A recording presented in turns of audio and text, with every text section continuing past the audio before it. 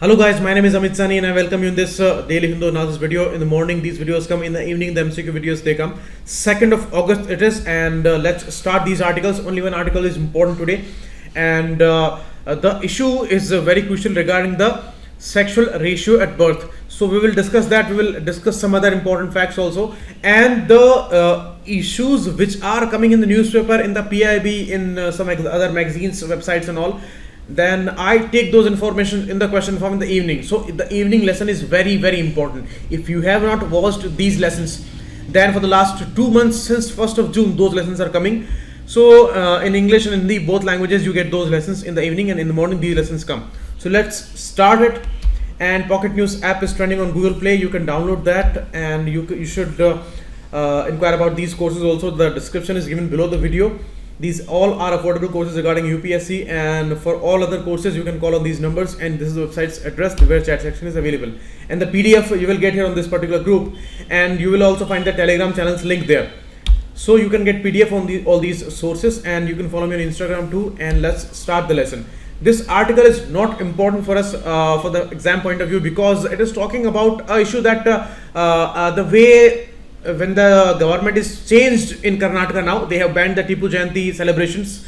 So the writer says these things are not important, that we should not fight or we should not over celebrate some issue today based on some history, because we do not know about any king's role or any dynasty's situation, their political inclination and their religious inclination and their particular issues, because always it is related to humans, and the information can be distorted with a very short span of time. So how can you be sure about those things when you are fighting on those details which were there thousands of years back, or maybe hundreds of years back, maybe some decades back? So we should not be that much stern about those details, and in the name of history, if we are fighting and claiming about some person's issues, because both kinds of evidences are available regarding Tipu Sultan. Here the example is Tipu Sultan from India. Other examples from all over the world there she is also giving, but regarding Tipu Sultan, both kind of evidences are available. Means we have evidences that he destroyed many monuments and all related to these Hindu religion, and he massacred many people who were hostile to him. But he supported many mosques and many religious institutions also other than Islam. So you cannot be sure about some things. And obviously he was the only king who died on the battlefield fighting the English. So many issues are controversial, and some things are in favor, some things are calling him nationalistic, some things are calling him anti-Hindu or anti-other religion. So that's the problem. So calling somebody anti to some particular religion is not that much simple, because the claim cannot be true today. Those were centuries back. So that's the case. But some details, that he was a brave person, and he and his father, they were innovative kings, and they brought new things in the Indian scenario, like the rockets they used, the hatchets they used against Britishers, and those were praiseworthy. And the way they tried to talk to Marathas and other leaders to fight against English. But many evidences today, we may say that some dynasties or some kings, they went towards Britishers, and they fought with each other. Were they not anti-nationals according to your own standards, which you are claiming today, that if somebody was against this person, or somebody was doing this, then that was anti-nationalistic? So how you can settle this claim? Because we have many things, like in 1857 Kranti, Punjab soldiers were with Britishers at that time, so they were not the part of the Indian mutiny. So can you call them anti-national? No, that's not the situation. It is all history, and many angles are there. So instead of fighting, or instead of excessively praising someone in the basis of history, that's a wrong thing. What is the most important thing? Most important thing, to do the historical research and support the research, and anyhow come with the new versions of realities, and actually not the versions, but actually the real truth should be in front of us. So that's the case. In many countries these kind of researches are going on, and they are coming out with new realities which are established now with scientific evidences and all. So these things are extremely important. So not much important for us. This article again talking about the repeated issue that is going on. The now case is going on. They are celebrating the triple talaq issue. That's all good, but other black spots they are not even considering to take for discussion. Means now the issue is the Unnao rape case is all in front of us, and the series of events is all in front of us. But now the MPs and MLAs from the ruling parties, they are not raising this concern, and again these issues are raised by opposition parties. So now they will mock them, and the issue is in front of us. So the case is that weaker sections are at the target, and it's very easy to target them, and it doesn't matter which government is there, but we should not spare the culprits. And you see, this all happened, and till date the person is not expelled from the party. Just yesterday only this news came that person was expelled from the party. So what's going to happen if we take somebody or expel from these parties? These parties, none of them, they are not idealistic parties. So it doesn't matter whom they take in their parties and whom they expel. Main thing is that had these increased numbers, but the issue is towards a decline. We have many issues, like many claims. Every street you will see this poster, every vehicle, every office you will see Beti Bachao Abhiyan and all. But what is the reality? Sex ratio at birth means it is the problem for today, and it will be the problem in the future. Means next 20-30 years we will have a lot of problems, because sex ratio at birth, that is declining. In 2011 it was at some number, and since then it is towards a consistent decline. In 2003 it was 909. 2003, before these Beti Bachao, all these Abhiyans, 909. And in 2017, after 4 years, 896 girls, and according to some independent reportings, in 2019 it is below the 896 mark. Now these 21 large states which are there in India, only two, Kerala and Chhattisgarh, they are having this SRB, the sexual ratio at birth, above 950. All others are towards a decline. So it's an alarming situation, and the SRS data told us about that. This SRS data, this sample registration system, that data is confirmed by the Niti Aayog also. Now see the issue here. Niti Aayog has confirmed this data, and we are having these numbers. But what minister says in the parliament, the minister is actually lying according to these estimates. She is saying that actually this number is at 931 from 923. But you see, the issue is that we cannot say that she is lying, because she is quoting those numbers which are fundamentally flawed. She is considering the home deliveries and birth in government institutions and in the private sector, hospitals and all, and that data is taken under HMIS system, the Health Management Information System, and it is fundamentally wrong, because many misinformations are there in these home deliveries and the private institutions and the government institutional births. Many are born girls, but they are eliminated before somebody knows about her. So there are some wrong reports about them. So you cannot rely on that data, and even Niti Aayog said that HMIS data is not reliable, and this SRS data estimates, they are acknowledged, and with its all seriousness. So now we have been observing that there is a consistent decline. You see the condition here. In the northern India, 885 girls. In the eastern India, 965 girls. There is a big difference, 885, 965, and all are somewhere between them. Central India 926, Southern India 940, and Western India 959. So nowhere they are close to 1000. And in northern India, in these states, UP, Bihar, Haryana, Rajasthan, 885 girls per 1000 boys. Means it's a difference of 115 numbers.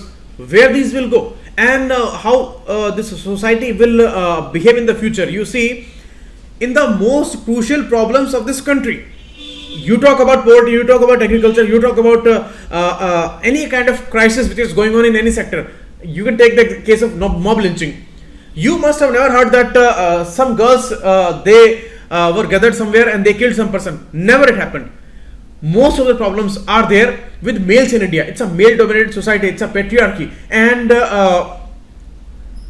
if we leave all good things aside, all the wrong things, mainly there are males involved. And that's why I say always there must be bigger numbers for girls everywhere, whether it's parliament, whether it is Vidhan Sabha, whether it is panchayat, or in any office, everywhere there must be girls. But it's a distorted system. There are no equal numbers. There is no balance there, and this is supporting the patriarchy. I mean, patriarchy still persists here, and it will persist in the future also. That's the case.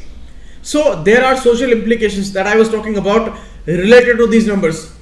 And recently we saw that issue on social media where a girl was wrapped up in plastic. She was alive at that time, and she was thrown into a drain by a lady. She was thrown, and she threw it away, and she went away. Now the street dogs, they found that girl there immediately, otherwise she would have died. They found it and they brought her out, and this whole issue was captured in CCTV camera. You just thank to the technology that they gave this video to us, and that is showing the reality of the humans. Animals, they are saving us, but the humans, they are throwing the poor kids into these drains, and not kids, actually girls. So this is the society in 21st century. In 2019 this issue is happening. Why would not we will have these kind of data? That's the reality. So society, till the time it will not change, you will not see any kind of improvement there. Till today in the states of Haryana, Rajasthan, UP, you will see when a girl is earning, then she is not given any preference, she is not given any thanks by the family most of the times.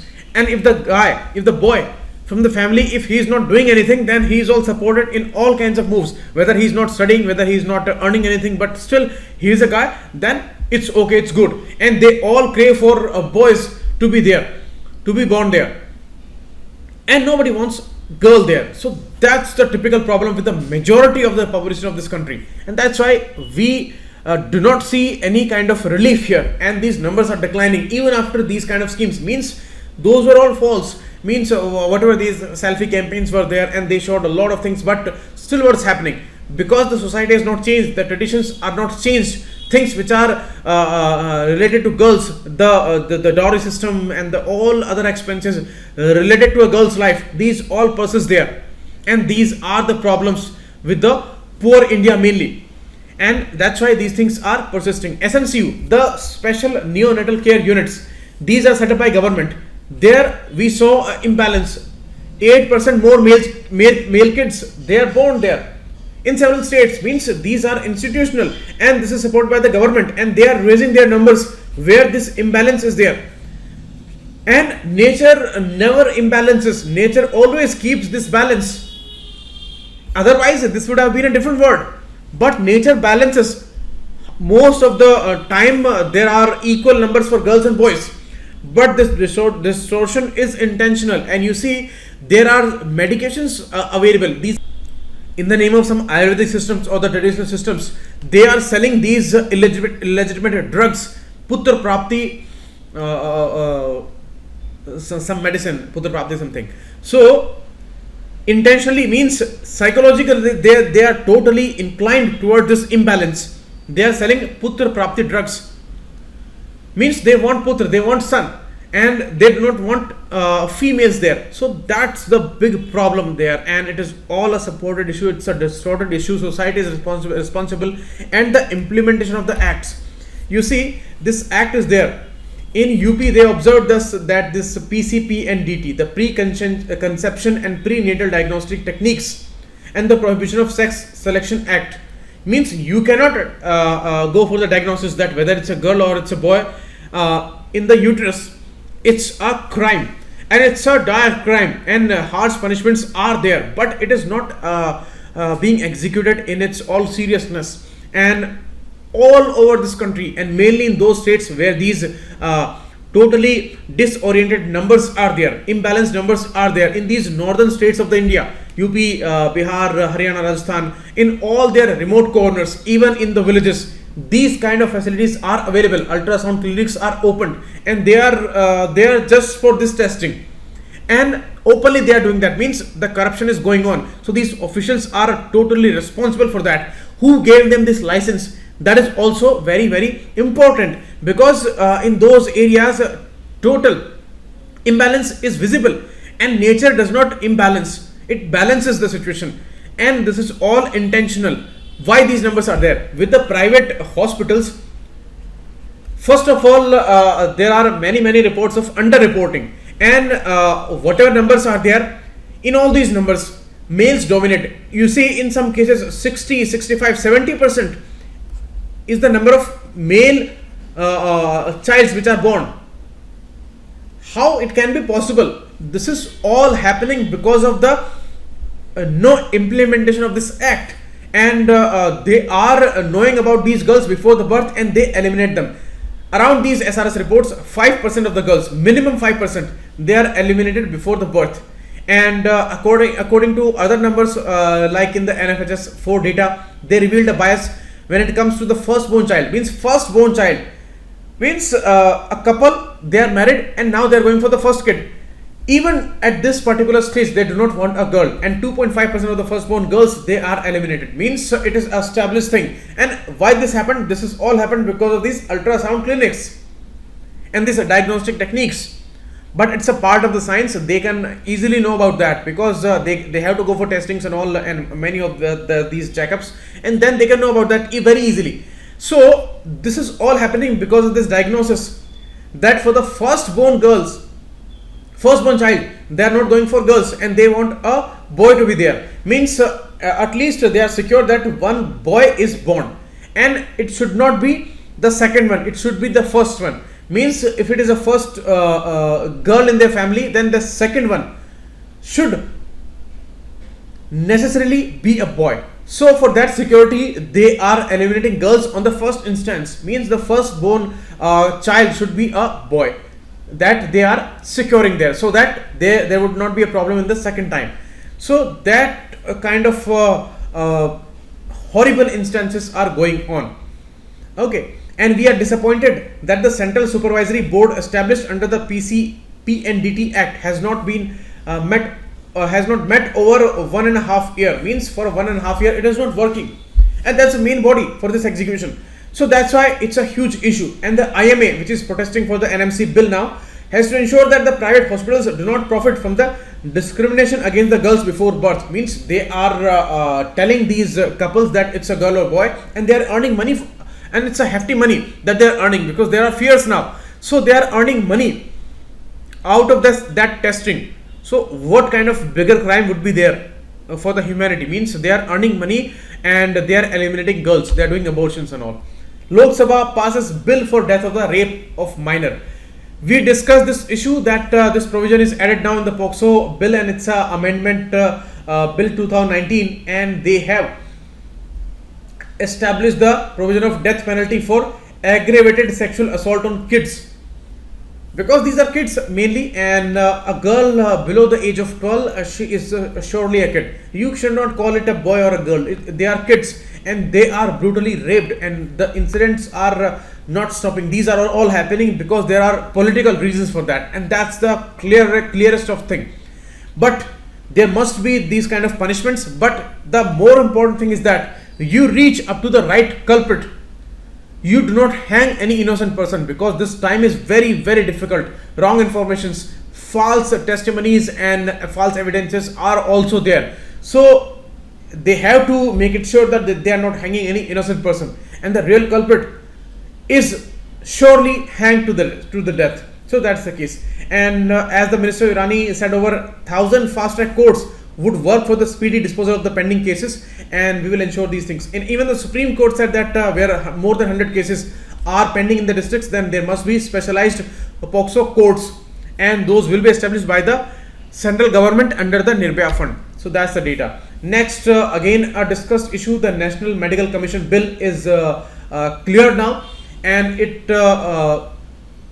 goes to President now for the final signing, and it will become an act after the President's assent there. So this is having many controversial provisions, like the NEET. The next examination is inviting a lot of protest, because next examination is difficult according to the students. They are saying that we are going through this extremely tiring course of MBBS for 6 years, and now after that we have to go for many trainings and all, and many appointments will also be there in these hospitals and all, and this examination is an additional burden on us. So that's the problem, and it's a universal exam, so that's why states are protesting against that, because in all these states there are state medical colleges, and they are having problem with the universalization of this examination. The way NEET invited protests, it is also inviting that, and issues of NMC deciding about the fee charges of 50% seats in private institutions, that is also controversial, how they are going to manage that and how they are going to execute all these things. These all are very suspicious things. So that's why a lot of protests are there, and nobody wants to leave their privilege, and nobody wants to invite any additional burden. So that's the reason that they are going for protest. So all these major bills which are passed right now, you see 26th of July this session was about to end, but it was extended, and opposition parties are protesting a lot against that. They are saying that we are taken for granted, we are not informed about that, and this session was extended. We all had to go to our constituencies and all, and leave about that issue. This is important that they are present in the parliament, and 100 days norm should be met, that at least for 100 days parliament should meet. So that's good, but at least whatever bills you are passing, these crucial bills like UAPA, RTI, and medical commission bill and all other bills, you are passing with much haste. Why this haste is there? There must be scrutiny, and these are extremely important bills. Why discussion is not there?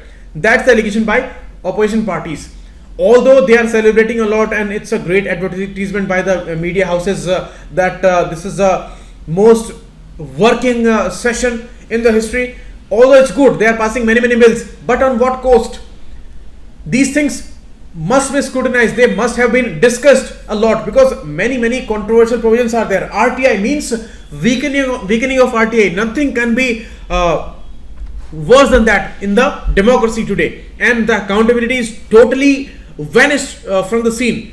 And in this age, you are abolishing some provisions there, and you are changing the norms of RTI, and you are weakening the body indirectly. That needs actually a lot of scrutiny and discussion, and all parties must take the maximum time in discussing the RTI issue, but they have not done that, and it's all passed now. So that's the problem with the recent issues, that these bills are passed but without scrutiny and without discussion, without much discussion.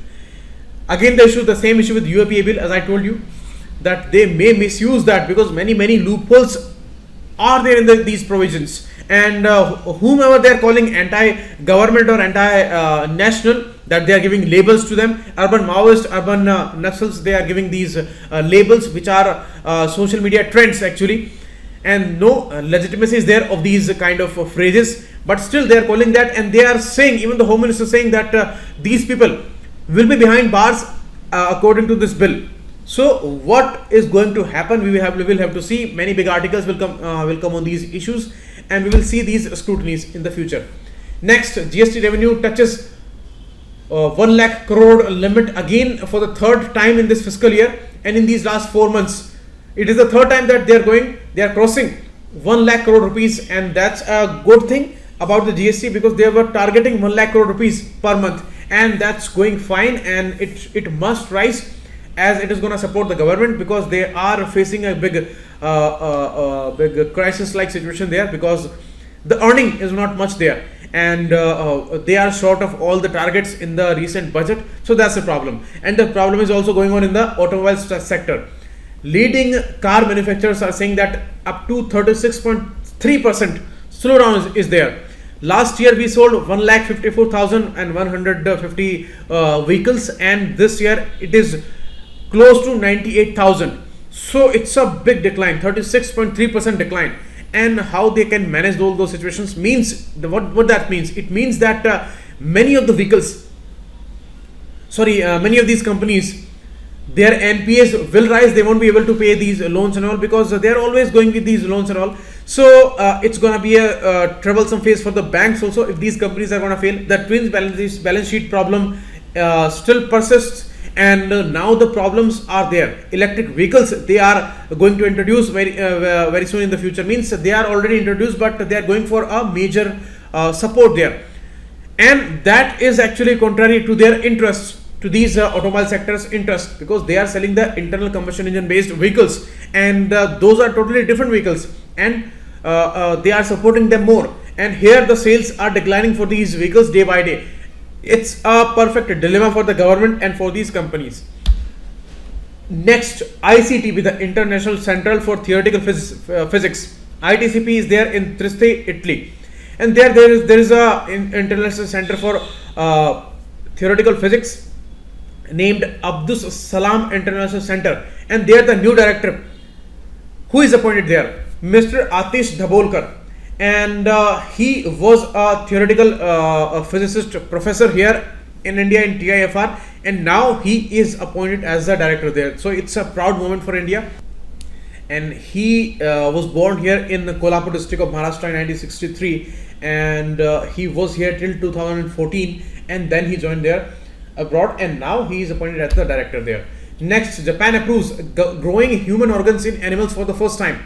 You see, omnipotent cells and the stem cells, you must have heard about. It's a great revolution that is going on in the medical field. You see, our life starts from a diploid single cell, 2N cell, and the sperm cell comes from the male and the egg comes from female, and they make 2N cell, one single cell, and it's all omnipotent cell, because from this single cell your whole body will be made, and consistent divisions will be there, and with these divisions there will be specific divisions, and all these organs systems all will be made by this single cell. It will divide it into 2, from 1 to 2, 2 to 4, and then 4 to 8, then 16. So this thing will go on, and this is the way. These starting cells are omnipotent cells, and these are embryonic stem cells, because they can convert, they can develop into any kind of organ in the future. So these informations are stored in this cell.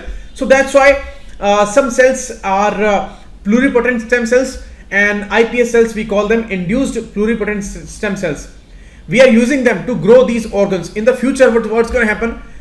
Suppose any person has a liver cancer, and the liver is totally damaged, and the person is not finding any new liver. Maybe the heart is damaged, maybe the lungs are damaged, maybe the other organ is damaged there. So they will grow these organs in the labs, or maybe in other animals' organs, and those growths will be very, very fast. So if any organ fails, then they will have their next organs readily available, and they will be implanted into their bodies. So that's a great manipulation of the nature, but these things are necessary to save the lives. So Japan now approves these growing of human organs in the animals for the first time, and this technique is it's unique. It's somewhat different from this general explanation that I did here. This is actually a technology where animal embryos, they are modified, and they are added with the human induced pluripotent stem cells, and this way they will grow these organs.